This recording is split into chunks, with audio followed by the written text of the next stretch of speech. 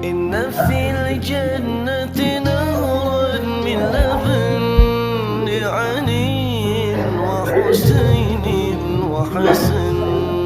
إن في الجنة نهرا من لبن لعلي وحسين وحسن.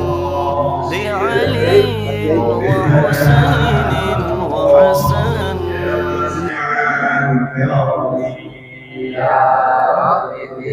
المصطفى بلغ مقاصده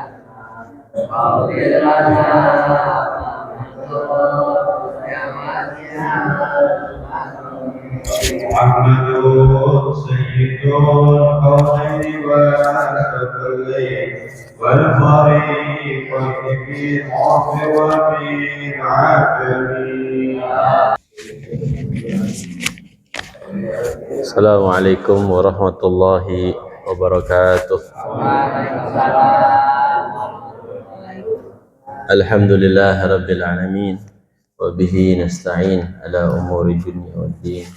Wassalatu wassalam ala asyrafil anbiya'i wal mursalin sayyidina maulana Muhammadin wa ala alihi wa ashabihi ajma'in, amma ba'd.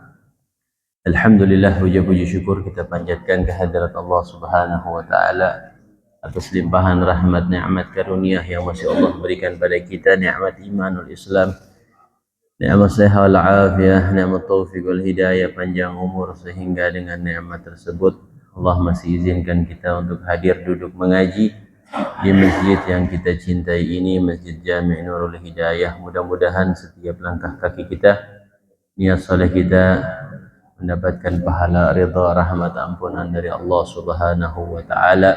Amin ya rabbal alamin. Tak lupa juga salawat dan salam kita sampaikan kepada kekasih kita Nabi besar Muhammad sallallahu alaihi wasallam beserta seluruh para keluarganya, para sahabatnya, para pengikutnya, umatnya yang setia istiqamah ila yaumil qiyamah. Tak lupa juga yang Al-Faqir hormati segenap para asatidah, para hujjaj, para orang tua, para tokoh-tokoh masyarakat, di antaranya guru kita Ustadz Syahabuddin MA, orang tua kita Bapak Haji Syuhada, Bapak Fauzi, Bapak Haji Effendi Ali, Bapak Haji Ibrahim, Bapak Haji Rohili, Haji Abdul Aziz, Bapak Marzuki, Bapak Haji Gunawan, Haji Warsono, dan seluruhnya daripada jamaah, para orang tua, para sesepuh, Ustadz Mama, ya, dan seluruhnya mohon maaf tak tersebut nama satu persatu, insyaallah tak mengurangi sedikit pun rasa hormat cinta saya kepada antum sekalian. Marilah sebelum kita mulai kajian, kita buka dengan Ummul Quran surat Al-Fatihah. Kita niatkan hadiahkan buat seluruh orang tua kita, guru-guru kita, sanak famili kita, kerabat kita, jamaah kita yang telah pulang ke rahmatullah. Semoga Allah Subhanahu wa taala maafkan segala kesalahannya, Allah taala terima amal ibadahnya, Allah taala jadikan kuburnya raudhah min riyadil jannah.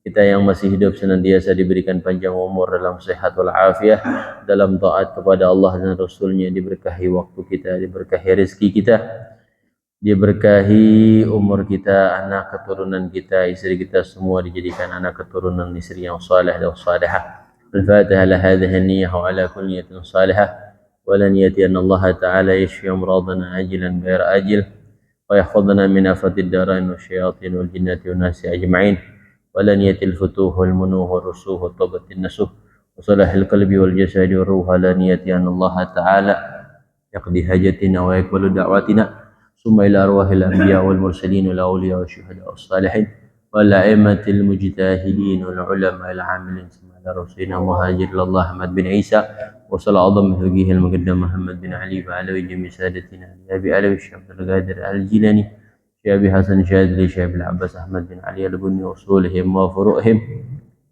ثم إلى روح خصوصا شيخي وربي روحي الإمام عبد الله بن المرشاتري والحب حسن مهدي سالم عبد الله بن المرشاتري، سيد الوالد حبيب عبد الرحمن بن أحمد السقاوي، والشيخ مسالم عطاس الحبيب عمر بن عبد الرحمن الشيخ عطاس، حبيب علي بن أحمد بن شهاب، ثم إلى أرواح Kiai Haji Ansarullah bin Mustafa Kamil, summa ila arwah Ustaz Haji Marta bin Haji Sawi bin Buasan, summa ila arwah ahli jamaah Masjid Jami' Nurul Hidayah وثم إلى أرواح والدينا وأمهاتنا وأجدادنا وجداتنا وأعمامنا وعماتنا وأخوالنا وخالاتنا وجميع المسلمين والمسلمات والمؤمنين والمؤمنات أن الله تعالى يغفر لهم ويرحمهم ويعلي درجاتهم في الجنة وإلى حضرة النبي محمد صلى الله عليه وسلم بسر أسرار الفاتحة.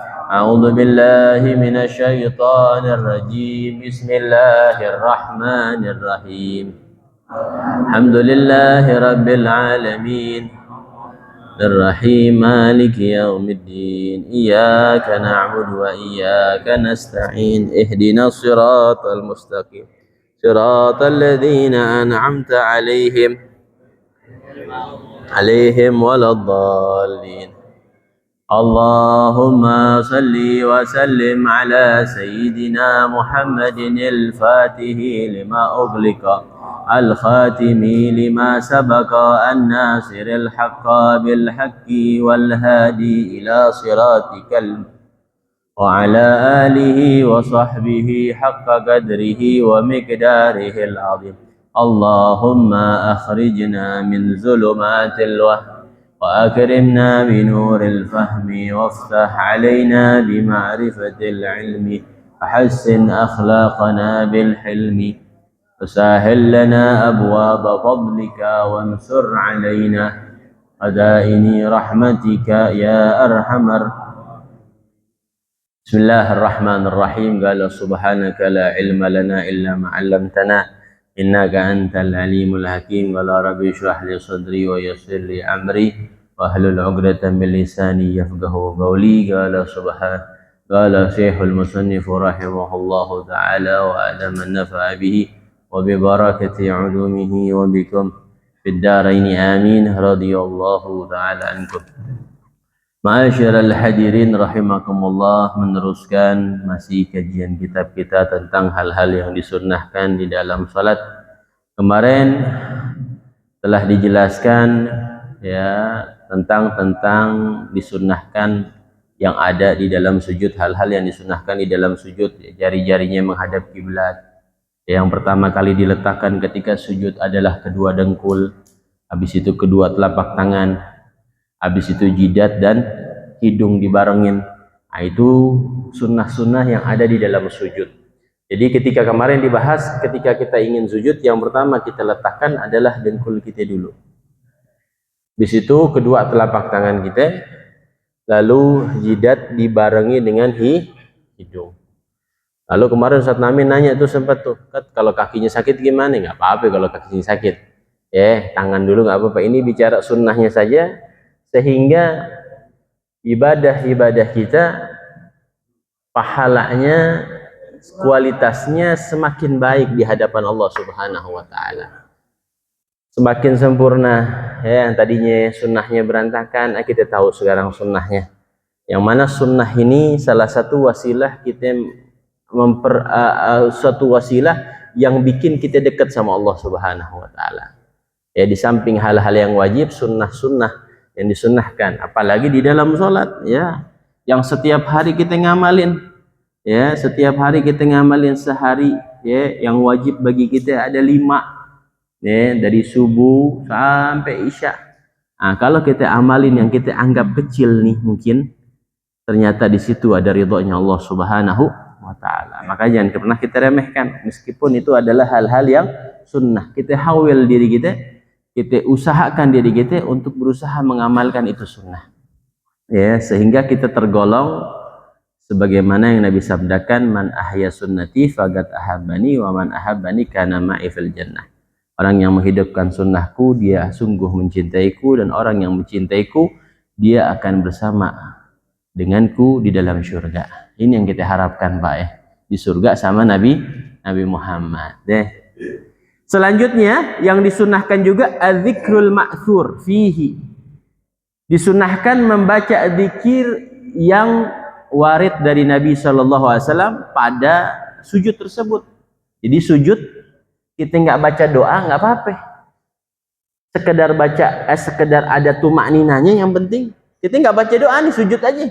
Sekedar ada tumak ninanya, ada jedahnya, terus kita bangun lagi, nggak apa-apa, sah sholatnya Bang Hasan. Tapi disunahkan baca doa di dalam sujud. Apa bacanya? Subhana rabbiyal a'la wa bihamdi. Ini yang sering kita baca nih 3 kali. Nah, bagusnya ditambahin Allahumma laka sajadtu wa bika amantu wa laka aslamtu sajada wajhi lilladzi khalaqahu wa sawwarahu wa sakka sam'ahu wa basarahu bihaulihi wa quwwatihi tabarakallahu ahsanal khaliqin. Tambahan yang repot. Emang kalau nambah tuh rada repot ya Bang Hasan. Tapi kalau kita biasa nih Pak, ini nggak ada semenit baca begini. Hitungan detik ini. Kalau sudah hafal, sama kayak kita hari Jumat kan disunahkan baca surah Kahfi. Malam Jumat, hari Jumat, kalau dulu di Hadramut itu baca surat Kahfi minimal 3 kali katanya. Malam Jumat dibaca, hari Jumatnya dibaca, sama Jumat sorenya dibaca. Disebut waktu Fatimiyah, ya Jumat sore itu. Waktu salah satu kata ulama Jumat sore itu salah satu waktu yang diijabah sama Allah. Karena banyak orang lalai itu di Jumat sore. Kalau malam Jumat tuh ramai masjid, ratiban, yasinan, sholawatan. Tapi Jumat sore tuh banyak orang lalai. Sebagian ulama mengatakan Jumat sore itu adalah waktu yang diijabah. Disebut waktu Fatimiyah. Sayyidina Fatimah Zahra menghidupkan waktu tersebut. Makanya sebagian kita di Hadramut itu baca surah Kahfi sampai 3 kali. Itu kalau nggak biasa baca itu bisa setengah jam kali. Tapi kalau biasa baca 10 menit deh. Bacanya 10 menit 15 menit cukup. Kalau biasa. Begitu juga bacaan ini nih. Kalau kita biasa dan kita biasakan cepat itu. Tapi pada umumnya kita baca subhana rabbiyal a'la wa bihamdi. Enggak apa-apa. Enggak baca aja enggak apa-apa. Apalagi baca subhana rabbiyal a'la wa bihamdi. Terus disunahkan juga yusannu fi julusi baina sajdatain. Yusannu fil julusi baina sajdatain. Disunahkan duduk di antara 2 sujud. Di antara 2 sujud ada duduk tuh. Nah, disunahkan duduk. Dan duduknya disunahkan al-iftirash.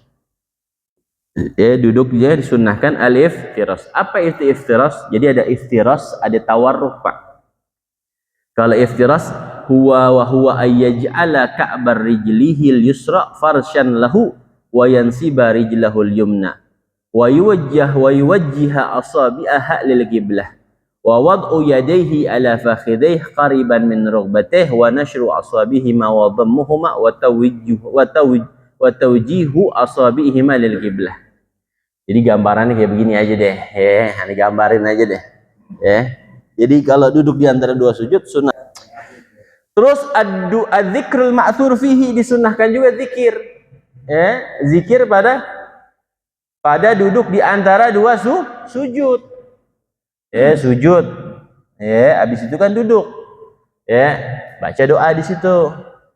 Apa doanya? Nah, ini biasa nih kita baca Rabbighfirli warhamni wajburni warfa'ni warzuqni wahdini wa'afini wa'fu anni. Pahamin Pak, setiap sholat tuh pahamin maknanya. Sekarang bacaan sholat banyak yang dicetak ada terjemahannya banyak. Sesekali kita baca tuh terjemahannya, sehingga ketika kita baca sholat atau kita baca bacaan sholat, hadir kita punya hati, khusyuk kita punya hati. Kenapa? Karena kita mengetahui arti yang kita baca. Rabbighfirli, wahai Tuhanku, maafkan aku, ampuni aku. Kita tahu kan kalau kita banyak dosa. Jadi ketika kita minta ampun sama Allah, tapi Rabbighfirli warhamni, wajburni, rahmati aku, wajburni, tambal kekuranganku, warfa'ni, angkat derajatku, warzuqni, berikan aku rizki, wahdini, berikan aku hidayah, wa'afini wa'fu anni. Itu kalau kita pahamin satu-satu, enak. Jadi gampang menghadirkan hati kita ketika kita mengetahui makna-maknanya. Sekarang terjemahan buku panduan sholat, terjemahnya sudah dicetak banyak banget itu, diperjualbelikan. Nah, kita baca sesekali sih. Suratul Fatihah apa sih maknanya? Ya, doa iftitah apa sih maknanya? Ya, ketika kita sujud, jadi kita benar-benar membayangkan keagungan Allah Subhanahu wa taala. Jadi ketimbul kehusyuan. Nah, salat yang seperti itu tuh yang bisa tanha anil fahsya'i wal munkar.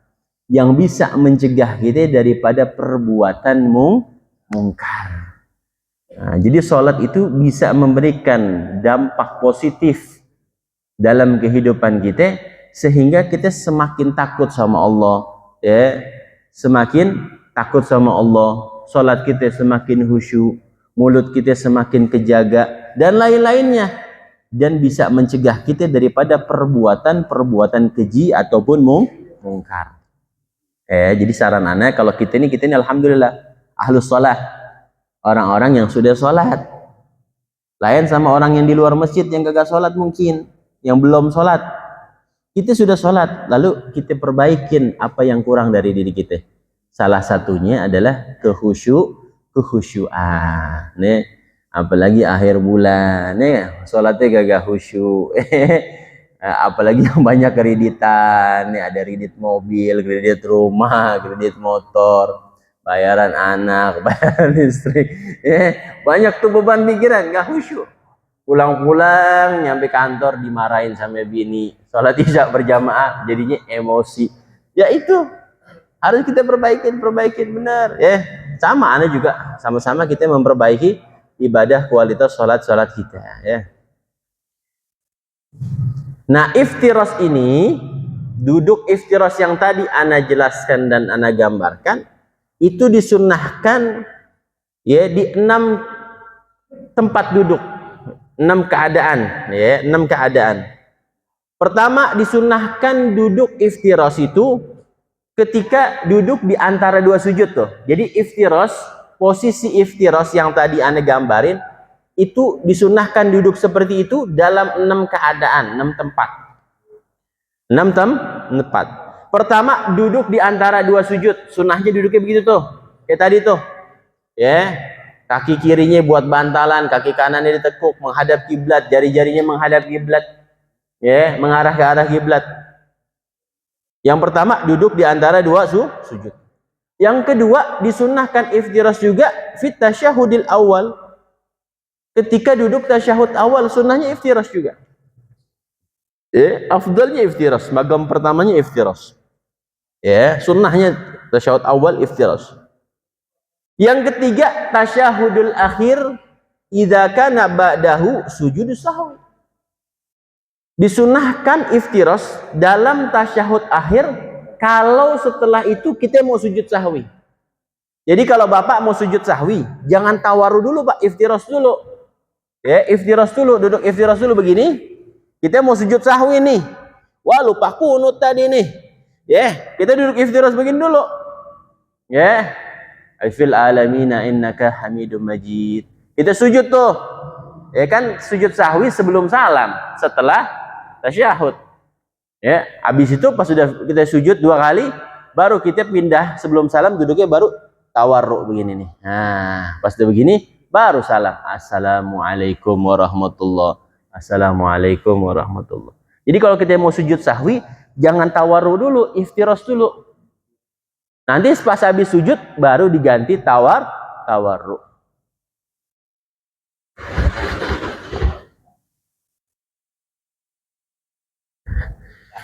Terus yang keempat, disunahkan jalsatul istirahah. Duduk istirahat. Duduk istirahat. Setelah sujud kedua. Sujud kedua itu istirahat kan biasanya. Habis sujud kedua kan bangun. Jangan langsung bangun tuh, disunahkan jalsatul istirahat, duduk dulu. Habis itu baru bangun. Habis sujud tuh, habis sujud kedua orang sujud kedua. Habis sujud. Kan sujud begitu tuh. Habis itu kan duduk tuh. Begini loh. Baru Allah gitu baru. Kan ada orang habis sujud langsung bangun kan. Nah, nggak apa-apa sih, cuma sunnahnya duduk dulu. Duduk dulu sunnahnya. Ini buat aki-aki manfaat banget nih. Kalau langsung bangun gemeter dia punya kaki. Goyang dia punya kaki.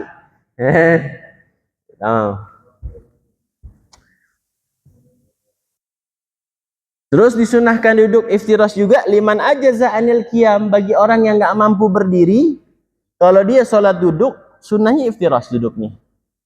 Ya, duduk sunnahnya iftirash. Dia nggak mampu nih berdiri, sakit, kakinya keseleok lah, atau asam uratnya kambuh.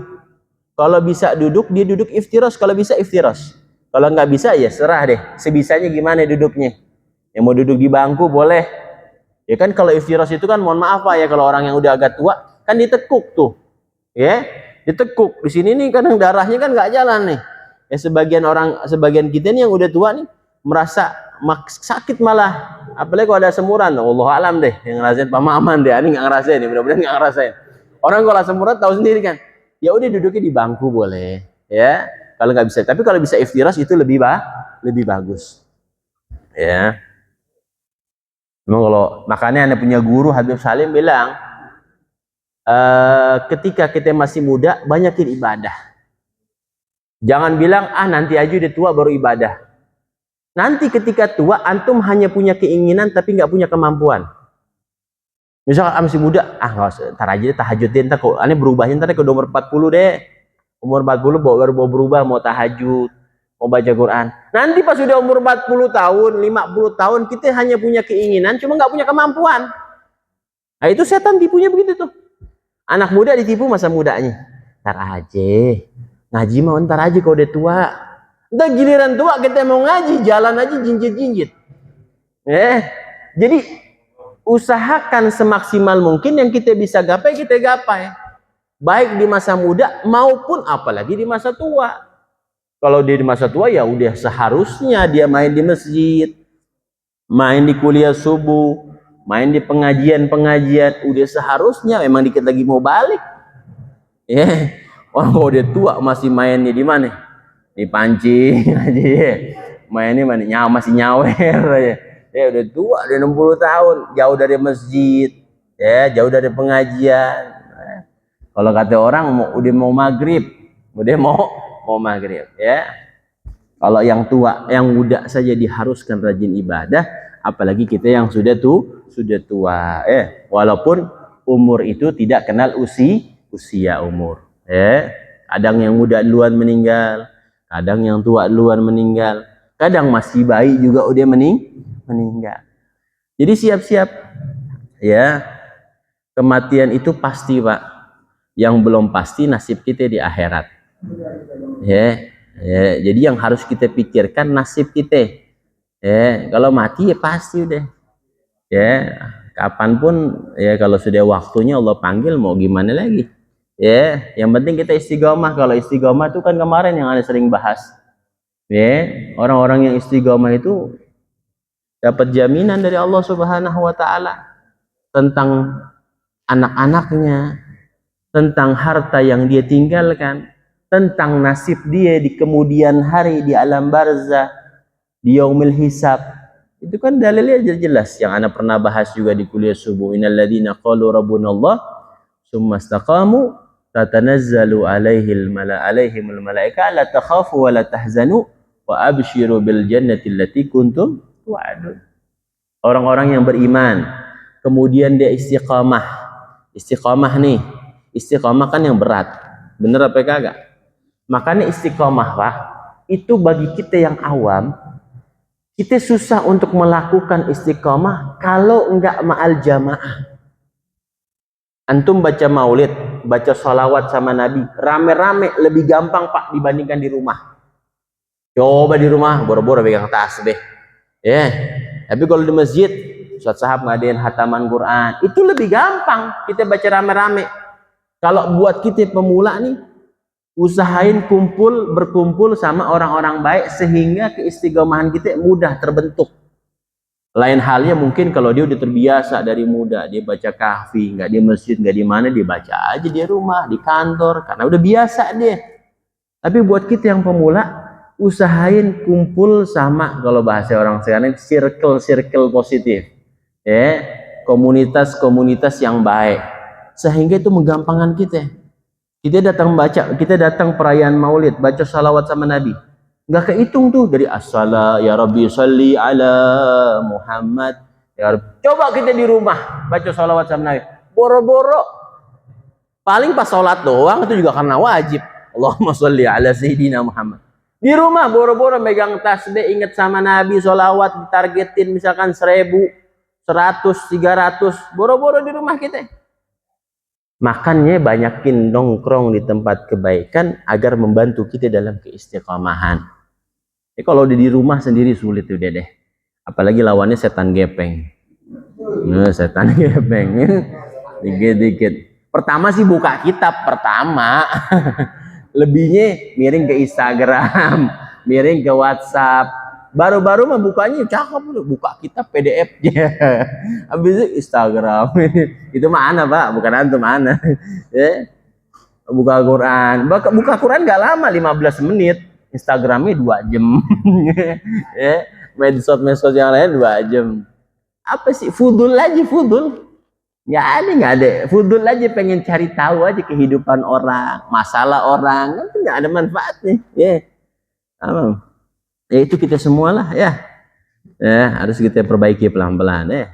Makanya kumpul sama orang-orang yang istiqamah. Itu jaminan dari alladzina qala rabbunallahu tsumma istaqamu tatanazzalu alaihimul malaikah. Nanti ketika kita sakaratul maut, dalam tafsir indal maut, indal azza, indal hadrah, ya ketika hadir kita di sakaratul maut, datang tuh malaikat turun Pak sama kita. Jadi kita sakaratul maut setan abis-abisan. Jangan dipikir kita ditinggalin, enggak. Kalau orang-orang istiqomah ditemenin sama malaikat, dijagain. Ya. Jadi iblis berperang, malaikat juga berperang, kawal. Malaikat mengkawal orang-orang istiqomah agar imannya enggak keluar dari dadanya. Ya, bahkan dikatakan kalau mereka punya kedekatan sama Nabi Muhammad, sering baca salawat, Nabi hadir ketika sakaratul maut.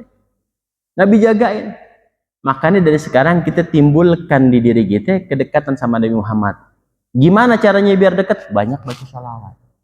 Nabi bilang yang paling dekat nanti di yaumil qiyamah bersamaku adalah orang yang paling banyak bersalawat kepadaku. Pegang tasbih. Nggak perlu pegang tasbih deh kalau kita lagi dagang, baca sallallahu alaihi Muhammad sallallahu alaihi wasallam, sallallahu alaihi Muhammad sallallahu alaihi wasallam. Itu di kota Hadramut ada namanya Syekh, di kota Zabid, di provinsi Hadramut. Namanya seorang waliyah besar, namanya Syekh Sultanah Az-Zubaidi binti Ali Az-Zubaidi. Itu terkenal karamah kemasyhurannya. Ditanya sama orang-orang, kenapa kamu bisa mendapatkan derajat yang begitu hebat? Ketika kamu angkat doa diijabah, punya doa mustajibud da'wah. Kata beliau, amalannya cuma satu, tidak pernah ana lepas sholawat kepada Nabi setiap saat. Setiap dia sadar, dia sholawat. Dia cuci piring, kayak dia ngapain, kayak sholawat deh. Sholawat aja deh. Nah, itu mendapatkan derajat di sisi Allah dengan wasilah sholawat kepada Nabi Muhammad SAW. Amalan nggak banyak. Kalau kita kan ratib lah, ini banyak kan tuh amalan kita. Amalan beliau satu, sholawat aja dihajar sama beliau. Nah boleh tuh kita amalin. Setiap kita tindak tanduk kita, hal-hal baik kita naik sepeda ngegoes sambil sholawat, ya apa? Naik motor, lagi pengen OTW ke mana? Ke pesantren ngajar, baca sholawat di motor, baca ratib kalau bisa, baca ratib sambil baca. Dan kita hafal tuh baca. Kalau kita nggak bisa nih, kita orang awam nih, nggak banyak hafalan wirid-wiridan, udah baca sholawat istighfar sallallahu alaihi wasallam. Yang gampang aja deh Pak. Mau sholawat kan banyak variasinya. Jadi sholawat Jibril aja deh. Sallallahu alaihi Muhammad sallallahu alaihi wasallam. Atau Allahumma sholli ala sayyidina Muhammad wa ali sayyidina Muhammad. Allahumma sholli ala sayyidina Muhammad wa ali sayyidina Muhammad. Ya, lagi nonton TV pegang tasbih. Pegang tasbih, baca sholawat sama Nabi. Sholawat kan biar kata kita nggak hadir, hatinya lalai, diterima, enak kan. Kalau kita baca zikir-zikir yang lain, kalau hati kita lalai, lagi mikirin janda, baca sholawat hati kita lalai aja diterima. Lalu bagaimana kalau hati kita khudur dan khusyuk? Khudur dan khusyuk ketika baca sholawat. Terus disunahkan juga tasyahudul masbuk ma'a imamihi. Ketika orang masbuk, imamnya sudah dalam keadaan tasyahud, maka disunahkan si makmum juga tasyahud, duduknya iftirash. Duduknya makmum iftirash juga. Nah, itu yang keenam. Selanjutnya hal yang disunahkan yusannu fi tasyahudil akhir at-tawarruk, disunahkan di dalam tasyahud akhir ya, duduk tawarruk ya. Apa tawarruk? Huwa ayyajlisa ala wirqihil aisari wa yukhraju rijlahul yusra min jihatil yumna wa yunsabu rijlahul yumna wa yuwajjihu asabi'uha lil qiblah ya.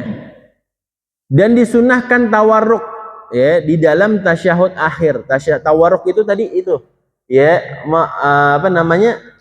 mengeluarkan kaki yang kiri dari sebelah yang kanan ya, kaki kiri dikeluarin tuh ya, kaki kiri dikeluarin di arah kanan tuh kayak gini tuh, nah kakinya dikeluarin tuh sebelah kanan, dan kaki yang kanan ditegapin sama tuh, ditegapin ya, tegapin.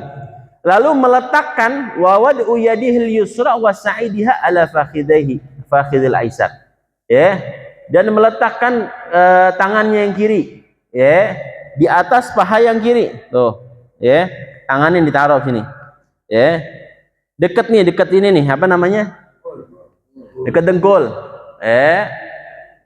lalu meletakkan tangan yang kanan wa sa'idiha ala fakhidil aiman tarfa rukbatil yumna maqbudatan illa al-muhallilah, dan juga meletakkan tangan yang kanan yang dikepel, disisahkan telunjuk sama jempol ya. Jadi kalau yang ini diluruskan, yang kiri diluruskan nih, mungkin di sebelah sana nggak kelihatan, yang kiri diluruskan seperti gini ya, yang kiri diluruskan gini nih, yang ini dikepel nih, yang tiga dikepel, taruhnya begini nih, jangan begini nih ya. Kalau orang sholat begini sih nggak apa-apa, cuma kita lagi bicara sunnah nih, ya jangan ente salahin orang-orang yang begini nih, wah sesat tuh, bego banget nggak ngaji, jangan begitu menghina orang jadi haram ya. Kalau mau bilangin baik-baik, sunnahnya begini ya, sunnah seperti ini, tamam.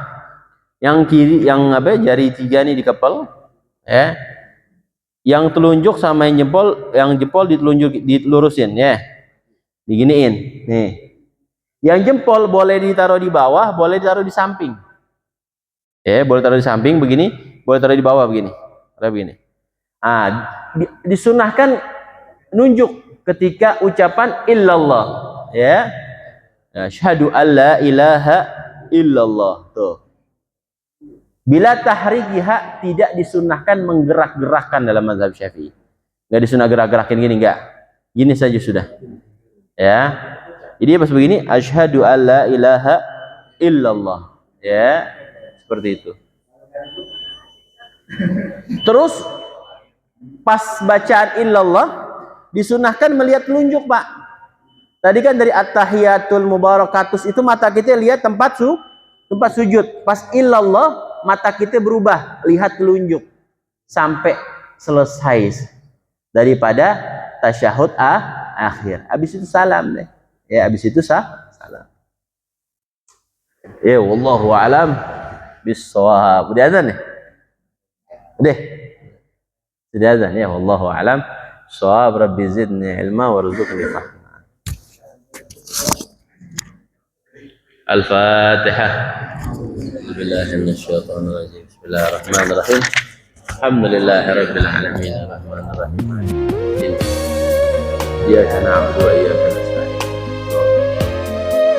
Shiratal ladzina an'amta 'alaihim ghairil maghdubi 'alaihim. Rabbana anfa'na bima 'allamtana wa allimna alladhi yanfa'una wa la tudhirna wa la tu'akhidhna wa la tu'akhidhna wa la tu'jir 'alaina wa rabbana wa rabbana